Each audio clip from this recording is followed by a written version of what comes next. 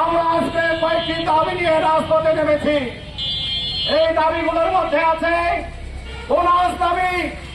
আমাদের বেসরকারি শিক্ষকদেরকে বোনাস দেওয়া হয়, আর এই দেশে আবারও বোনাস দেওয়া হয়, যেখানে শিক্ষক অন্যান্য চাকরিজীবীদের বেতন ৬০,০০০ টাকা, তাদের বোনাস ৬০,০০০ টাকা, আর আমাদের বোনাস হলো ২,০০০ টাকা। আমাদের এই বোনাস দিয়ে এক জোড়া ব্রয়লার মুরগিও হয় না। সম্মানিত লালমনিরহাটবাসী, আমাদের দাবি হলো যেখানে বোনাস দিয়ে অন্যান্য চাকরিজীবীরা গরু কিনে, ছাগল কিনে, আমাদের বোনাস দিয়ে এক জোড়া হাঁসও কিনা যায় না। এজন্য আমাদের দাবি হলো এ দেশের দুর্নীতি চলবে না।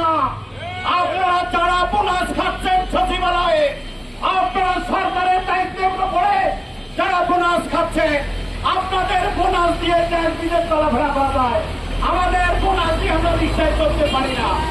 আমি আজকে সরকার বাহাদুরকে বলতে চাই, শিক্ষক সমাজের ১০০% বোনাস মেনে নিতে হবে।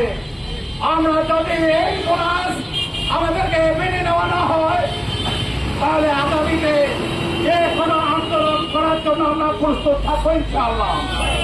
সংগ্রামী লালমনিরহাট জেলাবাসী, সম্মানিত শিক্ষক সমাজ, আমাদের বাড়ি ভাড়া মাত্র ৫০% আমরা দাবি করেছি।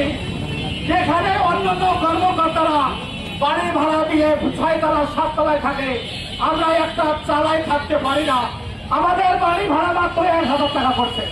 আমাদের অনেক শিক্ষক এমটিএসসির মাধ্যমে নিয়োগপ্রাপ্ত হয়ে বরিশালে, সিলেটে, চট্টগ্রামে রয়েছে, তাদের মাত্র ৫০০ টাকা দিয়ে বাড়ি ভাড়া হয় না।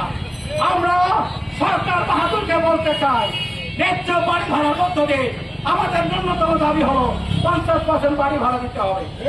সম্মানিত শিক্ষক সমাজ, আমাদের আর একটি দাবি হলো আমাদের চিকিৎসা নামে তার ভাড়া করা হচ্ছে। আমাদেরকে যেটা চিকিৎসা ভাতা দেওয়া হয়, আমাদের ওই চিকিৎসা ভাতা দিয়ে একটা হোমিও বড়িও কিনা যায় না।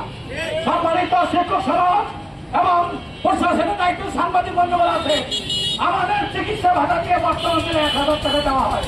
এই ১,০০০ টাকা দিয়ে একজন ডাক্তারের ভিজিটও দেওয়া হয় না। আমরা একটা প্যারাসিটামল কিনে খাইতে পারি না। আমি লালমনিরহাট জেলার শিক্ষক সমাজের পক্ষ থেকে সরকার বাহাদুরকে বলতে চাই, আমাদেরকে ন্যূনতম আমাদেরকে ২,০০০ টাকা চিকিৎসা ভাতা দিতে হবে। আর একটি মৌলিক দাবি হলো, যে জায়গায় প্রাইমারি স্কুলের একটি বাচ্চাকে কোলে করে নিয়ে ভর্তি করলে তার ভাতা দেওয়া হয়, তার বিস্কুট দেওয়া হয়, তার পোশাক দেওয়া হয়, তার বই দেওয়া হয়, তার সব কিছু দেওয়া হয়, উপলব্ধি দেওয়া হয়। পাশের প্রতিষ্ঠান, ব্যক্তিগত প্রতিষ্ঠান, চাকরি করতে করতে বার্ধক্যে চলে গেল, এখন পর্যন্ত ৫০০ টাকা বেতনের মুখ দেখলো না। সম্মানিত শিক্ষক সমাজ এবং দেশবাসী, আমি বলতে চাই, প্রিয় শিক্ষা প্রতিষ্ঠানের অনেক শিক্ষক তারা আজকে নানা হয়েছে, দাদা হয়েছে, বেতনের মুখ দেখতে পাচ্ছে না।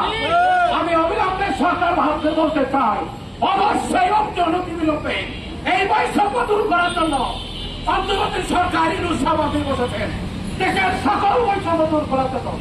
অতএব রাজনৈতিক সংঘ প্রতিষ্ঠানগুলোকে এমপিভুক্ত করার জন্য জোর দাবি জানাচ্ছি।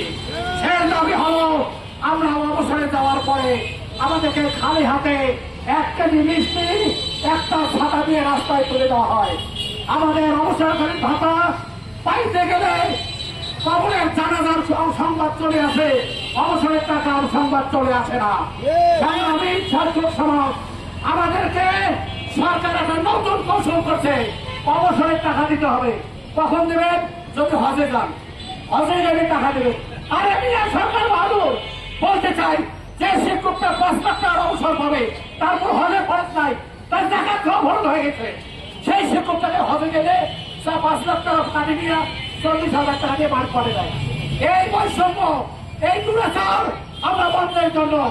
আর এই ব্যাংক থেকে অবসরের টাকা করতে গেলে এখানে কালো বিড়ালরা বসে আছে।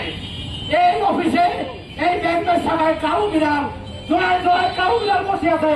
প্রত্যেক জায়গায় টাকা দিতে হয়, টাকা দিয়ে অবসরের টাকা তুলে এনে সে বার্ধক্য বিধবা বউকে একটা কাপড় কিনে দেওয়া যায় না।